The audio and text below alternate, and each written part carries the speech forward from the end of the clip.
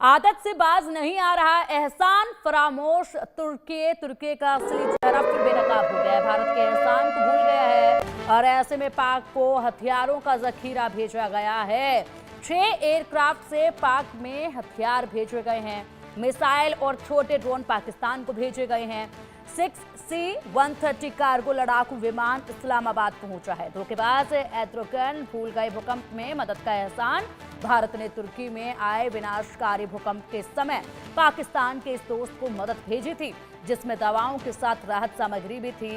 राष्ट्रीय आपदा प्रतिक्रिया बल यानी NDRF और भारतीय सेना की टीमों ने भूकंप प्रभावित देश में 24 घंटे काम किया था, लेकिन इस एहसान को भूल गया है। और बड़ी बात तो ये कि इरशाद जी जिस तरीके से बोल रहे हैं कि दहशतगर्दी फैला रहे हैं, अरे देखिए जनाब, आप दूसरों के ऊपर जिस तरीके से कह देते हैं कि अगर हम लोगों ने दिल्ली में आ गए तो बचोगे नहीं, हम लोग यहाँ आ गए तो बचोगे नहीं। अभी आप जो धमकियां यहाँ बैठकर दे रहे हैं ना, लड़ने के लिए आप लोगों के पास तो हथियार तक नहीं है, लड़ने के लिए आप लोगों के पास कुछ भी नहीं है। दूसरे देशों से तो अभी आप सामान जुटाने में लगे हुए हैं और उसके बाद आप कहीं युद्ध के बारे में कुछ सोच पाएंगे, युद्ध की स्थिति में आ पाएंगे। आप ये सोचिए जरा हालात आपकी कैसे, और फिर बात करते हैं कि हम लोग दिल्ली में आकर ये कर देंगे वो कर देंगे।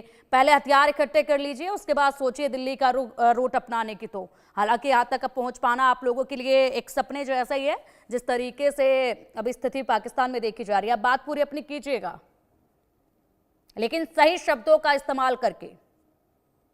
पिंकी, मैं ये देखिए मैं कभी भी गलत शब्द इस्तेमाल नहीं करता हूँ, बड़े एहतराम के साथ बोलता हूँ आप लोगों के साथ। पड़ोसी आपके पड़ोसी हैं, खुदा करेगा कि ये हम हटा लेंगे बीच की दीवार और आएंगे हिंदुस्तान सारे फौज के साथ, बारात के साथ। आप बेफिक्र रहिए, थोड़े दिन रह गए। अभी पुराने युद्ध याद कर लीजिए, इससे पहले पुराने युद्ध याद कर लीजिए, उस वक्त पर क्या हुआ था। देवनाथ जी ने बखूबी आपको सब कुछ बता दिया, उसको जरा याद कर लीजिए।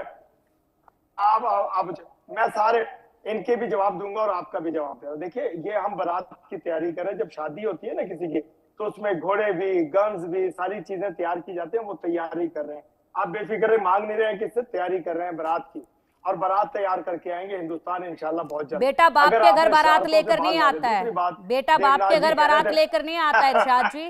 नहीं बाप, सुन लीजिए ना पिंकी, हम बड़े हैं, एक दिन बड़े हैं। बाप बड़ा होता है, बेटा छोटा होता है। हम बड़े हैं, एक दिन बड़े हैं। हम 14 अगस्त को आजादी बनाते हैं, आप 15 अगस्त को बनाते हैं। याद रखिए, एक दिन बड़े हैं आपसे, बाप बड़ा होता है हमेशा। दूसरी बात यह है कि अभी देवनाथ जी कह रहे थे कि जी इन्हें टैग मिले, शर्ट्स में टैग मिले, पैंट में टैग मिले। देखें, हमारी गारमेंट्स पूरी दुनिया में जाती हैं, आपकी गारमेंट्स, आपका सामान पूरी दुनिया में जाता है। ये हम ट्रेड करते हैं लोगों के साथ। ऐसा नहीं है कि मेरी अगर शर्ट किसी ने मेड इन पाकिस्तान पहन करके हिंदुस्तान पहुंच गया तो वो दहशतगर्द नहीं है।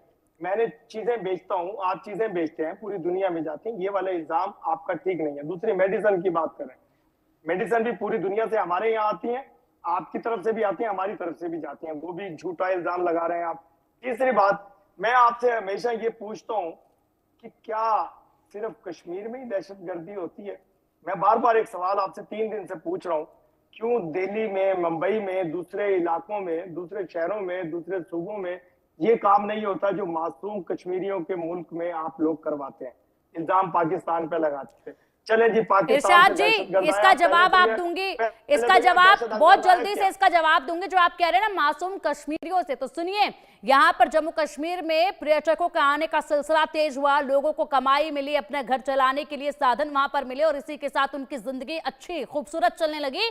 तो पाकिस्तान को दुख होने लगा और इसलिए पाकिस्तान ने सोचा टेररिस्ट को भेजा जाए यहाँ पर और सीधा पर्यटकों पर अटैक किया जाए, ताकि यहाँ पर टूरिस्ट जो आ रहे हैं वो खत्म हो जाए आना, और उसके बाद एक बार फिर से कुछ पैसे देकर पत्थरबाजी का सिलसिला हम लोग शुरू करवा सके। यह आपकी पूरी कोशिश थी जो नाकाम हो गई है, इसलिए अब आप लोग तिलमिला रहे हैं। फिलहाल हमारे सहयोगी न्यूज रूम से जुड़े हुए हैं जावेद, अधिक जानकारी के लिए जावेद। तमाम बड़े अपडेट्स आप भी लगातार देख रहे हैं, दिल्ली की हलचल देख रहे हैं और बॉर्डर पर जो स्थिति बनी हुई है वो भी लगातार आप देख पा रहे हैं। ऐसे में तुर्की ने बड़ा कदम उठाया है, भारत का एहसान भूल गया है और साथ ही साथ जखीरा हथियारों का भेज दिया है पाकिस्तान की तरफ। एहसान फरामोश बन चुका है तुर्की भी, और ऐसे में अब कहीं कहीं से हथियार कभी मांग रहा है पाकिस्तान, तो कहीं कहीं से यहाँ पर पाकिस्तान गुहार लगाता भी नजर आ रहा है कि हमें बचा लीजिए, समझौते की बात करवा दीजिए। साथ ही इरशाद जी हमारे साथ मेहमान जुड़े हुए हैं पाकिस्तान से, जरा बताइएगा हालात।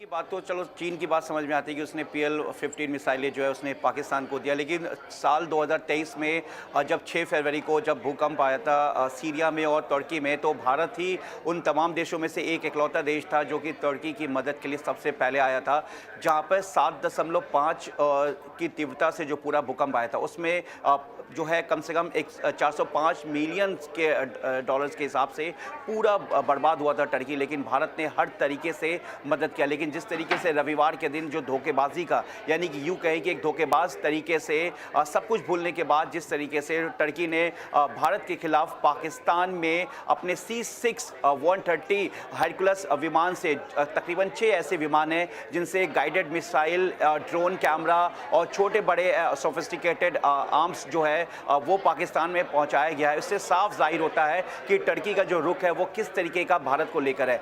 भारत लगातार जो पाकिस्तान की बात करें तो पाकिस्तान हमेशा से भारत के हर मोड़ पर भारत को धोखा देता आया है, लेकिन जिस तरीके से बाकी देशों को लेकर भारत का जो एक मैत्रिकता है, जो एक दोस्ती का एक मददगार तौर पर जो पूरा एक मामला देखने को मिला, लेकिन ऐसे में अर्दगोन ने जिस तरीके से पाकिस्तान से हाथ मिलाने के बाद और जिस तरीके से पाकिस्तान को उसने 6 C-6-130 हेरकुलस विमान से तमाम वो शिपमेंट के जरिए वो हथियार भेजे, जिसमें अभी तक जानकारी मिली कि गाइडेड मिसाइल है, ड्रोन कैमरा, छोटे बड़े हथियार है, इसके अलावा कुछ और हाईटेक बम्स है, इसके अलावा और क्या क्या दिया ये अभी तक जानकारी नहीं, लेकिन ये सोर्सेज के हवाले से खबर है। लेकिन ये अपने में एक धोखेबाजी है, क्योंकि देखिए जब जो तुर्की है जो पूरी तरीके से एक तरह से बर्बाद हो गया था आर्थिक तौर पर, कहीं ना कहीं इंटरनेशनल मार्केट में नीचे की तरफ डाउनफॉल पे आ गया था, तब भारत उसके लिए मदद के लिए आगे आया था और भारत ने हर तरीके से टर्की की मदद की। लेकिन इस तरीके से जो टर्की ने धोखेबाजी की है भारत के साथ, ये कहीं ना कहीं धोखेबाजी इसलिए हुआ कि क्योंकि जिस तरह से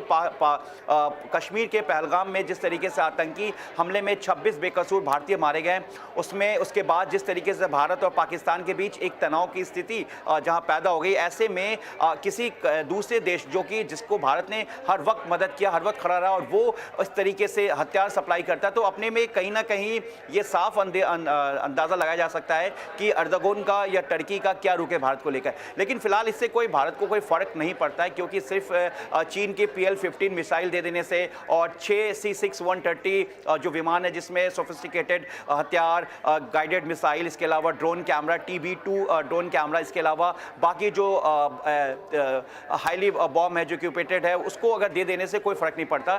लेकिन फिलहाल ये इससे रुख साफ होता है कि पाकिस्तान की क्या मंशा है, उसके अलावा चीन की क्या मंशा। चीन की तो पहले से ही देखते आ रहे हैं हम लोग बॉर्डर्स पे, जिस तरीके से चीन का रुख साफ है भारत के लिए, लेकिन टर्की को देख के कहीं ना कहीं एक रुख साफ हो गया कि किस तरीके से धोखेबाजी जो वो सामने आई है। जी पिंकी।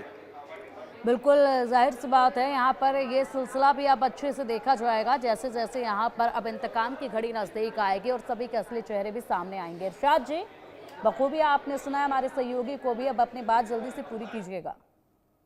मैं ही कह रहा हूँ, देखिए आप लोग अभी दिखा